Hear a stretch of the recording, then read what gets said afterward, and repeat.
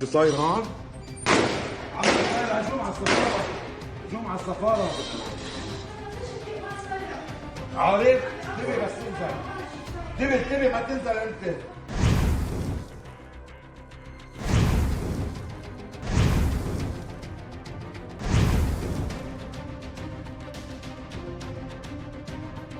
AP และ AFP รายงานว่ากองทัพเลบานอนออกมาเปิดเผยเกิดเหตุระทึกขวัญ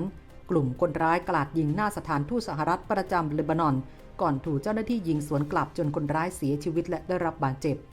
เหตุการณ์ดังกล่าวเกิดขึ้นเมื่อช่วงเช้าที่ผ่านมาโดยคนร้ายมีทั้งสิ้น4คนรวมทั้งคนขับรถที่มาส่งมือปืนทั้ง3ที่หน้าสถานทูตอเมริกันในกรุงเบรุตจากนั้นมือปืนทั้ง3ก็ได้ใช้อาวุธขนาดเล็กยิงเข้าใส่สถานทูตนานเกือบครึ่งชั่วโมง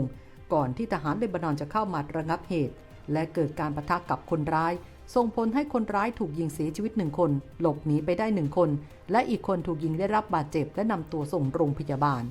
หลังเกิดเหตุกองทัพเลบานอนเปิดเผยว่ามือปืนที่บาดเจ็บเป็นชาวซีเรียโดยสวมเสื้อกั๊กที่มีตัวหนังสือเป็นภาษาอังกฤษและอาหรับิกว่ารัฐอิสลามล่าสุดยังไม่ทราบเหตุจูงใจที่ชัดเจนแต่ก็ได้สั่งเพิ่มมาตรการความปลอดภัยโดยได้ระดมกำลังทหารเข้าคุ้มกันพื้นที่โดยรอบสถานทูตแล้วขณะที่สถานทูตสหรัฐออกแถลงการณ์ว่าไม่มีเจ้าหน้าที่สถานทูตได้รับบาดเจ็บแต่อย่างใดและขณะนี้ก็ได้ร่วมมือกับกองทัพเลบานอนในการสืบสวนด้านนายนาจิบมิคาตินายกรัฐมนตรีรักษาการของเลบานอนได้รับแจ้งเหตุและเรียกประชุมรัฐมนตรีกลาโหมพร้อมกับผู้บังคับบัญชากองทัพเพื่อหารือเกี่ยวกับเหตุการณ์ที่เกิดขึ้นทั้งนี้เหตุการณ์กราดยิงสถานทูตอเมริกันมีขึ้นท่ามกลางการเผชิญหน้าระหว่างกลุ่มติดอาวุธฮิซบุลลอฮ์ที่เลบานอนกับอิสราเอลขณะที่เพจเจาะลึกตะวันออกกลางก็ได้ให้ข้อมูลเพิ่มเติมว่ามือยิงสถานทูตมักกันในกรุงเบรุตถูกยิงบาดเจ็บที่หน้าอกเขียนภาษาอาหรับสื่อว่าเป็นสมาชิกไอซิสท่ามกลางความตึงเครียดระหว่างฮิซบุลลอฮ์และอิสราเอลไอซิสโผล่มาแย่งซีนได้ยังไงไอซิสไม่ถูกกับฮิซบุลลอฮ์และฮิซบุลลอฮ์ก็เคยไปช่วยซีเรียปราบไอซิสแต่มีที่เดียวที่อิสราเอลไม่เคยแตะนั่นคืออิสราเอลครั้งหนึ่งไอซิสยิงปืนคอพลาดไปตกฝั่งอิสราเอลไอซิสขอโทษครับอ่านไม่ผิดไอซิสไม่เคยขอโทษใครแต่เกรงใจอิสราเอลชาติเดียวล่าสุดทางเพจก็ได้ให้ข้อมูลเพิ่มเติมด้วยว่า IRGC ลั่นเดี๋ยวเจอกันก่อนหน้านี้ประมาณ1สัปดาห์อิสราเอลลอบสังหารสมาชิก IRGC อิหร่านในซีเรีย1นายขณะขับรถวงเล็บไม่กล้าถล่มสถานทูตอิหร่านแล้วล่าสุดผบ. IRGC ลั่นงานนี้มีแก้แค้นแน่นอนว่าการแก้แค้นคงจะเป็นปฏิบัติการอะไรสักอย่างในอิสราเอลแต่ก็คงไม่ได้ถึงขั้นถล่มโจงครึ่มเหมือนข่าวก่อนครั้งนั้นที่จัดหนักแบบเปิดเผยก็เพราะอิสราเอลล้ำเส้นและย่ามใจย้ำกันเกินไปถล่มอาคารสถานทูตอิหร่านกลางวันแสกๆเลยเถิดจากปฏิบัติการมอสซาดไปสู่ปฏิบัติการกองทัพแต่เมื่ออิสราเอลกลับสู่ปฏิบัติการมอสซาดเหมือนเดิมบุกเล็บรอบสังหารลับๆอิหร่านก็จะตอบโต้ในเลเวลเดียวกันดีไม่ดีเหตุไฟไหม้ป่าทางตอนเหนืออิสราเอลล่าสุดอาจเป็นการโหมโรงก่อนบรรเลงจริงก็เป็นได้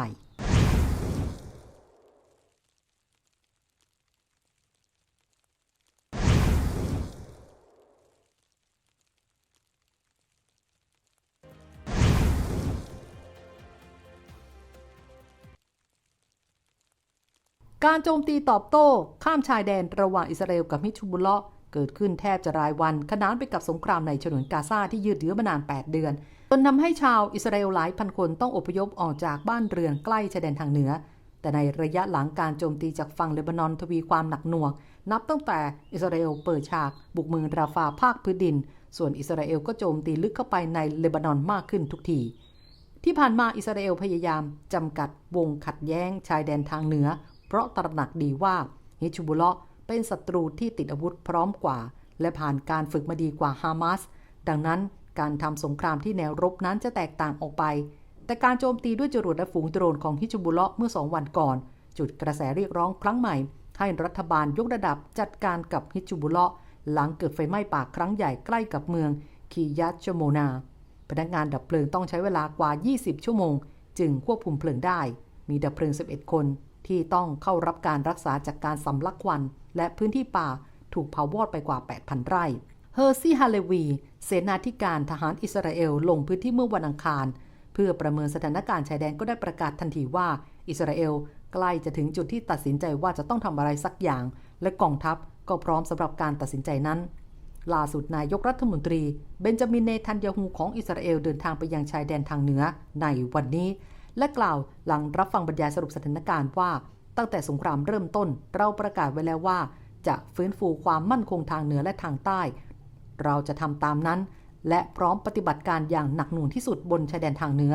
ใครคิดว่ามาทำอันตรายอิสราเอลแล้วอิสราเอลจะนิ่งเฉยกำลังคิดผิดอย่างร้ายแรง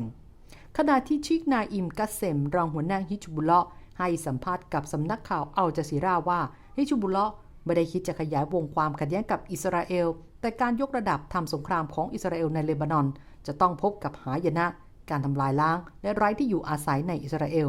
ฮิจบุลเลาะห์จะไม่ยอมให้อิสราเอลได้รับชัยชนะพร้อมกับย้ำว่าจะไม่หยุดโจมตีจนกว่าสงครามกาซาจะยุติมาร่วมสนับสนุนท็อปนิวส์นำเสนอความจริงได้แล้ววันนี้เพียงกดปุ่ม Super Thanks แล้วเลือกจำนวนเงินตามที่ต้องการได้เลยครับขอบคุณครับ